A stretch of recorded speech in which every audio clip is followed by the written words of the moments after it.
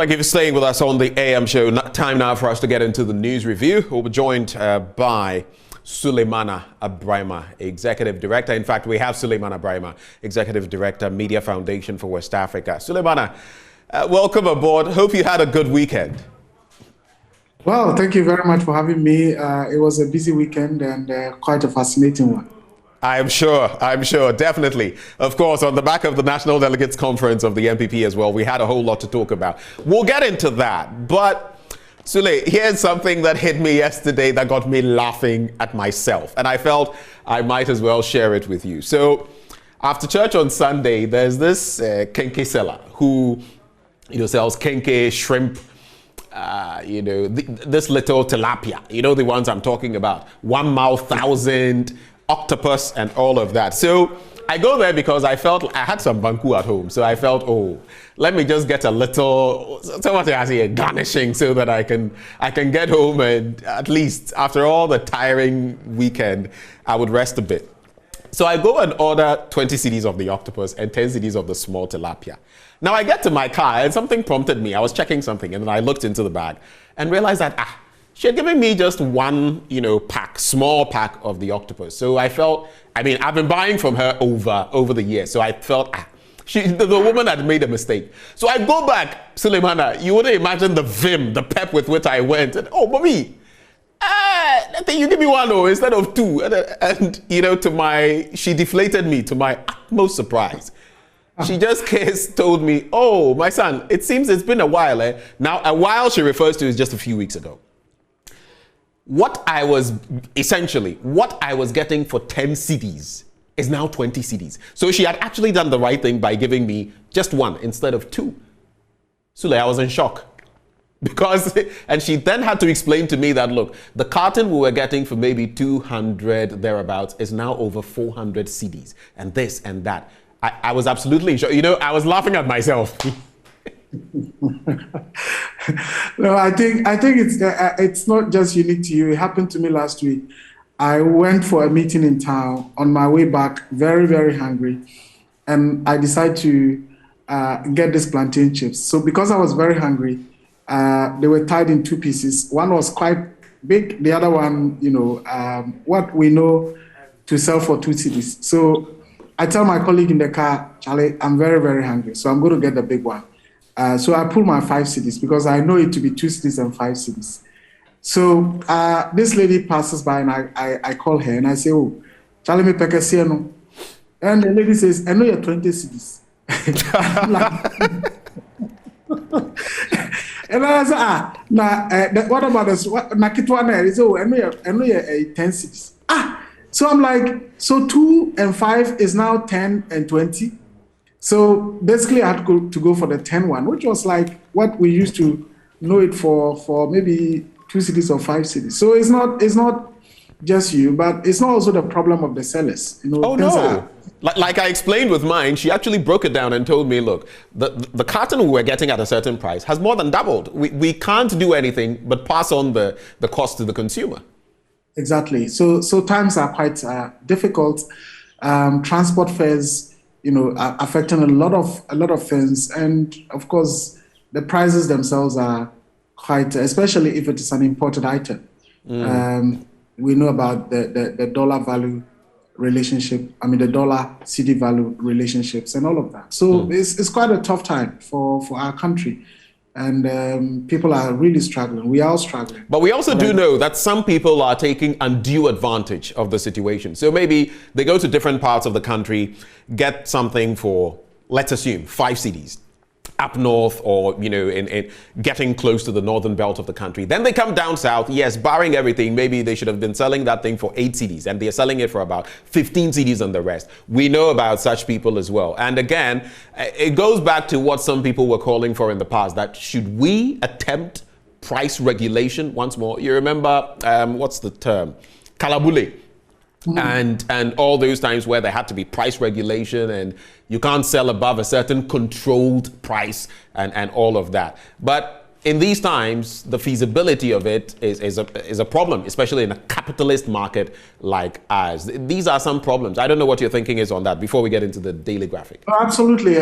It's going to be quite a challenge because in marketing now and in businesses, I think it's all about your strategy and how you decide to make profit within the system. So you were making a point about somebody having to travel to the north in order to get certain items at a cheaper price and then bringing it down to Accra to make some maybe windfall. The reality is that these days the transport alone will cost you quite a lot. And then we don't also have to also forget about the inconveniences that people go through. Yes, in the end, he may have gotten or she may have gotten the commodity at a lower price, but getting it all the way to Accra, apart from transport, there is inconvenience. You come and some of the items may either have been spoiled or your sacks have been torn. The goods have been delivered at a place where you have to struggle to get them back to your location. Right. So there's a lot of system issues that we have to deal with. So even those who think they want to be smart by going to the interior to get the items, it's still not easy because people living in the rural areas will also tell you that prices have really gone up, even in terms of food, which are produced in those local communities. Prices are really up. Prices are high. So we have just about some 15 to 20 minutes. So let's make the most of the time. The Daily Graphic this morning. After laboring for 20 years, Stephen Ntim chairs NPP. Kodua upsets John Boadu to win General Secretary position. I'll bring you just some snippets of that, and then you can analyze for me some of the major happenings at the event. Now, after 20 years of disappointment, heartbreak, and as he himself put it, wandering in the political wilderness, Stephen Ntim has been finally elected national chairman of the NPP. He clinched a landslide victory at the party's national annual delegates conference at the Accra Sports Stadium over the weekend and immediately declared, quote, "The new national executive will work assiduously to win the 2024 elections." So there are quite a number of things to digest. First of all, with this crop of executive that you see, from Stephen Ntim to JFK, Justin Frimpong Kodua, or Kodua Frimpong, to Rita Asobayire, as one of the national chair people, they jettisoned Michael Omarewa, my own friend. He was first national vice chair. They jettisoned him. Henry Nanabuachi's case is an interesting one because if you look at the regional divisions, it's the Ashanti region, basically, with their numbers that pushed him. Because if you look at all the other regions, Titus Glover did a fantastic job, the MP for Tema East, I guess, who has been Member of Parliament for Tema East. And you look at the different dynamics, but the rest of them, maybe not too many surprises, the Nasara coordinator and all of that. But what picture did you get at the National Delegates Conference in terms of the people that were elected?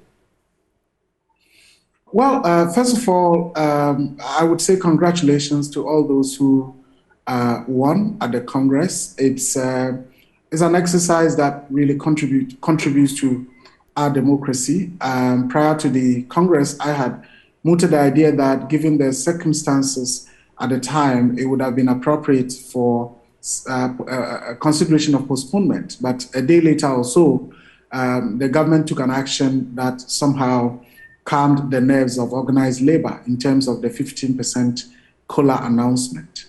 And so in terms of the results, of course, one cannot but be happy for Stephen Ntim, who has been contesting for this same position for close to 2 decades now. And it tells you how determined he has been and the resilience. And many people in the NPP will tell you that even as he kept losing, he was still committed to the political party in terms of resource commitment, in terms of other ways of demonstrating commitment. People will tell you, look, he kept printing posters and banners and all of that for the political party across the country, even as the party continued to reject him. Right. And so it's a great development for him. And I think that the party did well by recognizing his years of service, his years of contribution, and the years of determination. And he comes from the Brong area. I believe it is the first time the NPP is having a national chairman from that area. So that's also a significant dynamic in terms of the geography and the dynamics, and as people would say, sometimes where the chairman comes from really matters. He contested. Do you think, pardon the interjection, but quick thought, do you think coming from where he does is what actually impeded him before? And now, of course, his hard work and loyalty can't be, overlooked. But do you think maybe that also, like you rightly said, first time we're having a chairman of the party from that region, maybe that also impeded him in the past, considering those he was going against? Well, I think to a large extent, Mr. Ntim's fortunes had been mostly undermined by the system being against him. Because if you speak to insiders, they will tell you that for some time now, the system was against him. At one point, he was perceived to be pro-Alan. And I think for has that changed though? Has that changed? Because now that he's in pole position, and some are insinuating the general secretary as well, that they are in the camp of Alan. I mean, there are so many. It's a storm of conversations around that. Yeah, but at this time, the consideration was that, look, for 4 consecutive times, this man has contested and lost, and yet he had not, for a moment decided to either quit the party or minimize his commitment or reduce his commitment. And so, look, let's reward him for that. Let's forget about whether he is pro-Alan or pro-Nana and so on. And I think this time, to deliberately and consciously, Stephen Ntim remained a bit quiet, and so it was also difficult to really position him in terms of Alan or Bawumia. People thought that, well, somehow he's compromised, and so let's go for him. So 2 things worked for him. One, he decided to move a little bit into the center, and then secondly, the years of determination and trying to become the party chairman. Right. So obviously there was system issues against him. The last elections, I'm told that the presidency had admonished him to allow Mr. Freddie Blade to go, and then later on they would also sort him out, and he decided to contest. There were times when those at the helm had said, I can't work with this person, I can't work with that person. All of that happened. Exactly. So that had been the bane of Mr. Stephen Ntim. I think he's a calm person. People would attest to the fact that his commitment to the party has been quite unparalleled over the years. And so it's not surprising that... All right, Suleimana, let's get into this. So 2 quick things. First of all, they've elected their executive. Were you surprised by what happened to John Boadu? People had insinuated. We had Dr. Richard Amwakoba come here and say that, look, I am a party member. I have contested in party elections. He's become arrogant. He's unreachable as far as the grassroots of the party is concerned. Maybe he thinks he's got the war chest, the armory financially, and so he can pay his way through. These are not my words. These are the words of analysts and party members, which may have led to his losing in this manner by about 6 percentage points. Let's look at that. Let's look at whether the crop of executive can break the 8. Well, I am not surprised, and I was not surprised about John Boadu losing. I knew he was going to lose. In fact, I was surprised. You knew he was going to lose? How? Yes, I knew he was going to lose, and I'm surprised about the votes that he still managed to garner. But I believe that was to a large extent because of the support that he was having from the system. The presidency was certainly backing John Boadu. He had the resources, and they orchestrated this whole agenda of having the regional chairman declaring, which was a very, very unfortunate development in a political party like the NPP. I knew he was going to lose because talking to people, a lot of people will tell you the same things that you mentioned. He had become quite arrogant. He was unreachable. He was, for a lot of time, not being found at the party headquarters on his seat. People will tell you he wasn't solving problems at the grassroots and at the constituency levels. He had promised party offices, across the country and all of that, some of which had not. In fact, that particular promise had not materialized. Well, I mean, that remained a promise, and people would tell you, look, if you had a general secretary that delivered what the results of 2020, I mean, the very first time that an incumbent government had to struggle that much in order to continue to stay in power, the first time we have a split parliament, despite the huge dominance of the NPP in the first term. So what then is the track record of the general secretary? Even though people would say, oh, he's a doer, he delivers, and so on and so forth. But that's the general secretary that delivered the 2020 results that we have. Right. And then if you look at JFK, I think the other area that people forgot to look at is the fact that heading the Youth Employment Agency or authority, to some extent delivered a certain amount of votes to him in the basket, because I believe that currently the arrangement is that the district coordinators of the Youth Employment Agency are at the same time the youth organizers at the district level. And given that he works with these people, that meant that he had some 260 or so people in the basket already, even ahead of the elections. Right. And he comes from the Ashanti region. He's played a significant role in the Ashanti region, and getting the votes from the Ashanti region was again something that was very significant. And people would tell you he's calm, convivial, he engages, and so on and so forth. And people also thought that, look, I mean, we are tired of President Akufo-Addo and his people seeking to take absolute control of the political party. And so this time around, we will go for the people that we think we would want, and not who is Akufo-Addo's man and who is this man, and so on and so forth. So certainly, what happened is a reflection of, the aspirations of the people, right, and the fact that President Akufo-Addo may be losing the grips on the political party. Well, he's getting out of the political picture. I mean, he's gradually easing out of the political picture. So maybe not much to worry about. Quickly, as we move to the Ghanaian Times newspaper. So the TESCON, 291 of them, TESCON members, they felt very aggrieved, an injunction placed at the last hour. And they feel that there was some machination to prevent them from voting. And those 291 votes, mind you, could have swung some of the results that we saw. What does this mean for the results as we see them now? And throw in the bit about Stephen Asamoah Boateng, who contested for the chairmanship position, who alleges that his counterparts were throwing money around. If you could address both in a minute, I'd be grateful, so we get into the Ghanaian Times. Well, I don't know the basis for disenfranchising the TESCON folks, and they've taken the right step in seeking to petition.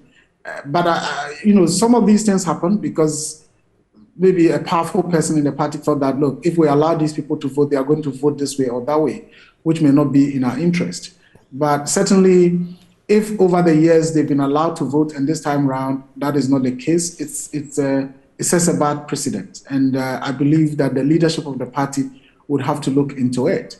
In terms of Asabi, again, I was not surprised that he lost. People thought that, look, going into 2024, the election is going to be quite crucial, and someone who would be quite boisterous, someone who would be quite combative is needed to lead the political party.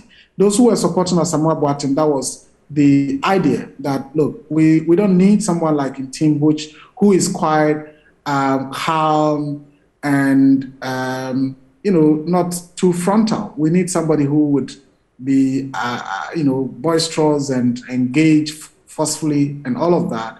But Asabi, even in the campaign, I didn't feel him that much, and so I'm not surprised that he lost. At some point, I thought that he was the one that the presidency was backing, because I was surprised that at his courage in resigning that position that he was holding as the head of SIGA, which is quite an important establishment. So to the point that he resigned, I thought that, well, he's getting the backing of the system. But this time around, the odds in favor of Stephen Ntim were so massive. And so it was going to be difficult for anyone to upstage Stephen Ntim. Well, we have a statement from Stephen Asamoah Boateng congratulating, Stephen Ayesu Ntim. But on his allegation of money, maybe just some 10 seconds on that. What do you make of it? Is it just a reinforcement of what we know? Because he himself admits he gave delegates about 400 CDs, 150, 150, and 100. Maybe if you take out the members of parliament who will be voting, ministers and all of that, it's still millions of CDs, which is quite a lot. Your quick take on that before we look at the statement. And that statement is on your screen now. Well, absolutely. The issue of money in our politics is one of the biggest things that we need to address. And over the years, there have been a lot of interventions seeking to address that phenomenon. So if he agrees that he parted with money to delegates and all of that. He says that was TNT, travel and transportation, TNT. Well, the allegation against his opponents in terms of money, I don't know how much was given and what the purpose was, because if it was more than what he gave, the person could still as well claim that he was also paying TNT. Right. I guess it's the same stroke for all of them, same paintbrush. But let's take a quick look. Yeah, elections are by warrants and not money. Right. Let's take a quick look at that statement from Stephen Asamoah Boateng. It says, for immediate release, early this morning, I reached out to our new NPP chairman, Stephen Ayesu Ntim, and congratulated him and his team. I also told him of my desire and preparedness to avail myself at any time to serve the party as we seek to re-energize it in winning election 2024 to break the 8. I wish to thank everyone who shared in my vision for prosecuting the best campaign I've ever witnessed over the years by anyone aspiring for the position of NPP national chair. Although we could not win as we set out to do, we can be proud of a great campaign strategy and the down-to-earth grassroots interactions. I am hale and hearty, and I urge you all to also be strong and motivated for the journey which lies ahead for the NPP at large. We did what was expected of us, but the delegates believe that the currently elected executive can do better. I respect their decision without any reservation. I use this opportunity to also congratulate all newly elected executives on their respective victory, and my other contenders as well. I am always there for the party and ready to work together with all and sundry to break the 8. And he ends the message. I guess a pretty convivial message, if you would call it that. But let's get into the Ghanaian Times newspaper. Same talk about the delegates conference as Ntim finally got the nod. NPA clamps down on Western region fuel stations cheating consumers. There's also, will negotiate good deal with the IMF. President assures the nation. He's been talking about the fact that, look, we brought the country out of HIPIC, we've brought the country out of the IMF. The last IMF program from 2015 left us in tight corner, dire straits. We brought us out, and we have done it before, we'll do it again. Someone had to remind him there. I've seen some comments that it is the NPP that took us to HIPIC and brought us out in the first place. Your quick reaction to that? Well, no leader goes to the IMF and promises that they are going to get a bad deal. I suppose everyone goes to the IMF seeking to have a good deal. But of course, the IMF has its own objectives. So it is not that you recklessly manage your economy and then you go there and they will begin to work with you as if the IMF is a Ghanaian institution. It's an international institution that seeks to support countries that are in trouble. And so as you seek for the best for your country, the IMF, of course, as an institution, will also be seeking the best for itself going forward. The most important thing is that we should manage our country and economy in such a way that we don't, think of always going to the IMF for bailouts. Almost every government goes to the IMF, and that's really unfortunate.